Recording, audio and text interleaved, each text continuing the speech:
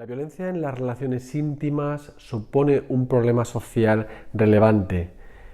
El ámbito familiar es uno de los lugares o de los contextos en los que nos tendríamos que sentir confortables, protegidos, cuidados y queridos. Sin embargo, en muchas ocasiones se producen actos violentos.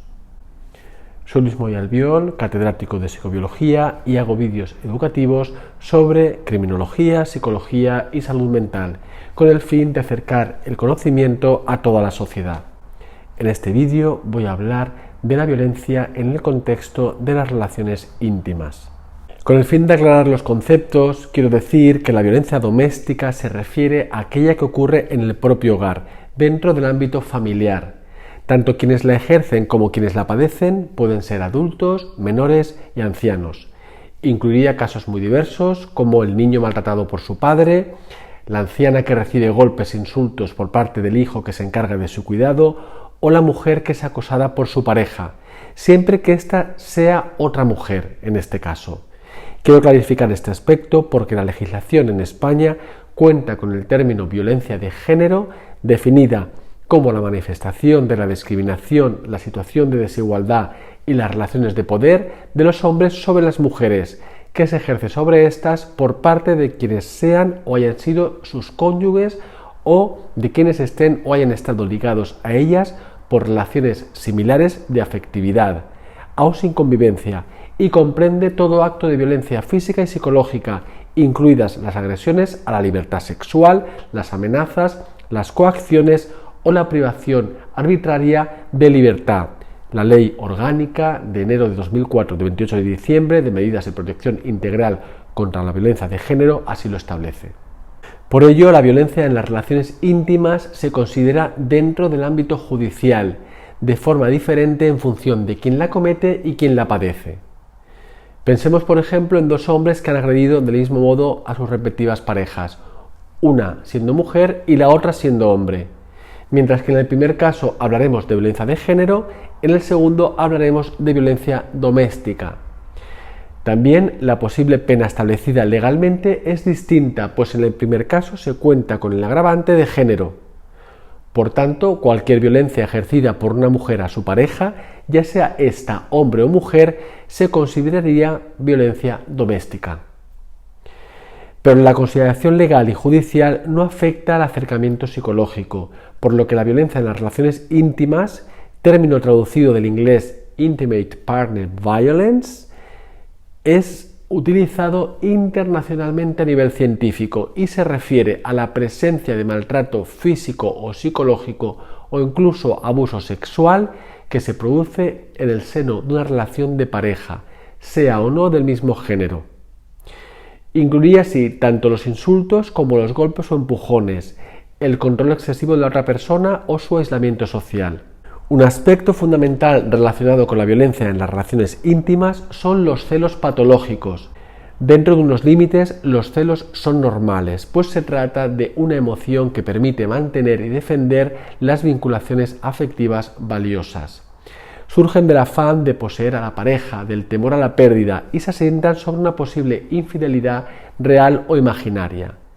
No obstante, cuando son muy intensos y se escapan al control de quienes los siente, se mantienen de forma estable en el tiempo y además están infundados, se convierten en celos patológicos, lo que daña considerablemente la relación.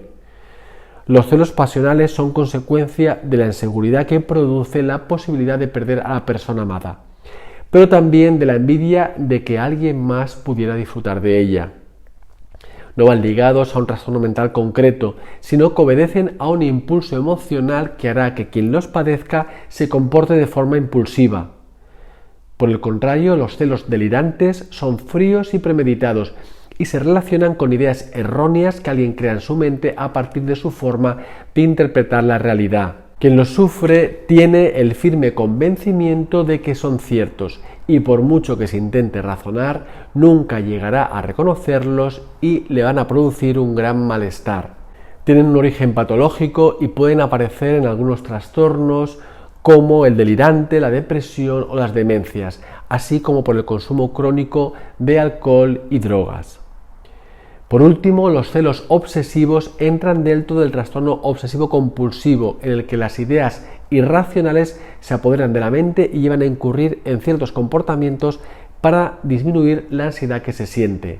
Si se padecen, no se pueden evitar ideas sobre la infidelidad de la pareja, a pesar de que no se tengan pruebas o de que se sepa fehacientemente que los miedos no son reales. Desde nuestro equipo de investigación de neurociencia social y en colaboración con el programa Contexto de la Universidad de Valencia, llevamos más de 15 años estudiando el perfil de agresores condenados por violencia de género.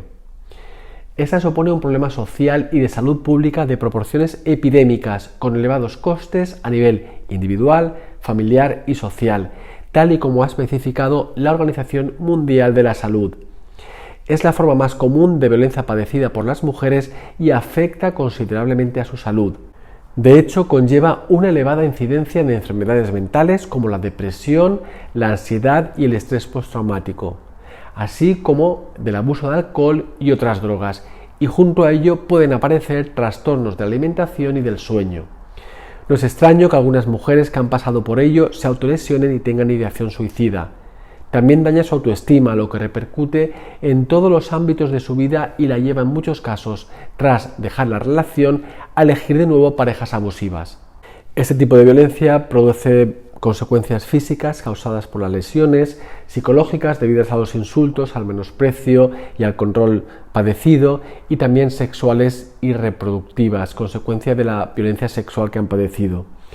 Para ayudar a estas mujeres es fundamental que puedan sentirse seguras y que controlen la situación, que tengan además un apoyo social e institucional y que cese la relación violenta.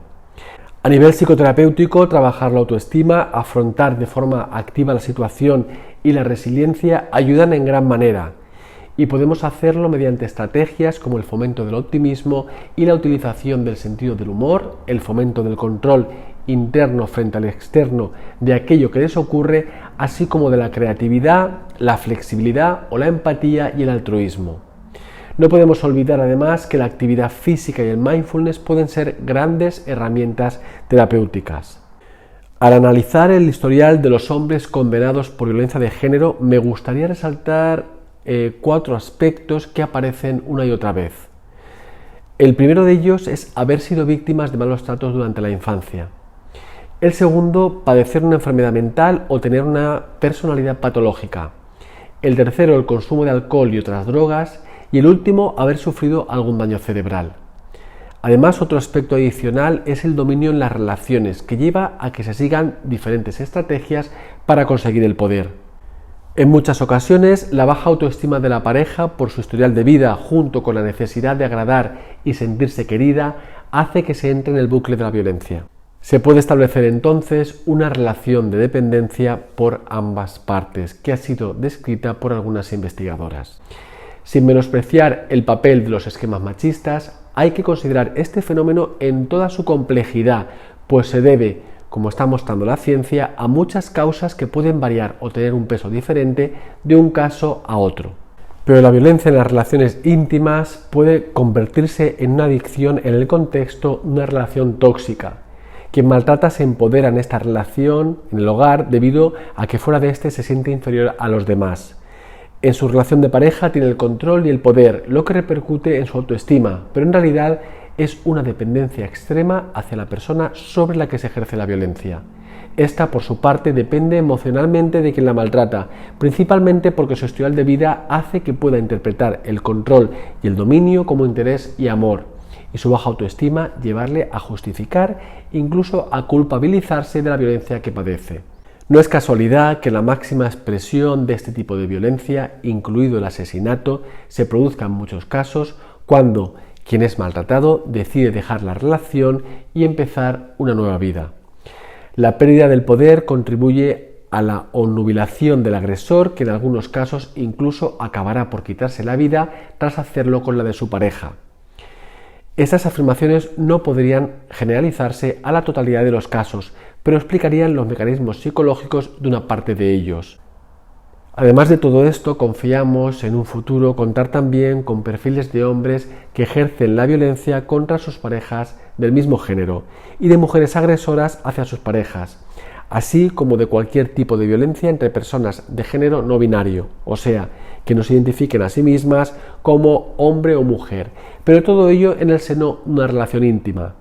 Resulta difícil contar con datos de hombres agredidos física o psicológicamente por su pareja cuando es mujer, ya que este tipo de violencia pasa desapercibida. Bien es cierto que las estadísticas son mínimas en comparación con la violencia sufrida por mujeres a manos de hombres y también son mucho menos graves las secuelas físicas, pero no por ello es inexistente, ni menospreciable o justificable, y parece que cuando se produce tiene un carácter más defensivo o al menos la de tipo físico y no está tan claro cómo se produce el maltrato psicológico hacia los compañeros. Según nos dice la poca investigación científica realizada hasta el momento, los aspectos claves en maltratadoras serían los mismos que los señalados en los hombres, pero ellas, además, tendrían esquemas mentales hostiles y humillantes hacia ellos que se plasman, por ejemplo, en menospreciarlos por considerar que no cumplen con lo que se esperaría al no poder tomar decisiones por sí mismos o mostrar inseguridad. En definitiva, piensan que no son lo suficientemente hombres, tomando como referencia el estereotipo clásico. También puede ocurrir que sientan odio a los hombres por una generalización de traumas relacionados con la figura paterna, como el abuso sexual o el abandono. Sin embargo, otras investigaciones más recientes aportan datos diferentes. Cabe mencionar aquí un estudio publicado en 2021 en la revista Journal of Interpersonal Violence, llevado a cabo en mujeres universitarias del Reino Unido. Según los resultados que muestra el propio estudio, el 30,9, es decir, casi el 31% de las participantes indicaron haber ejercido algún tipo de violencia física hacia sus parejas varones en el año anterior a ser entrevistadas.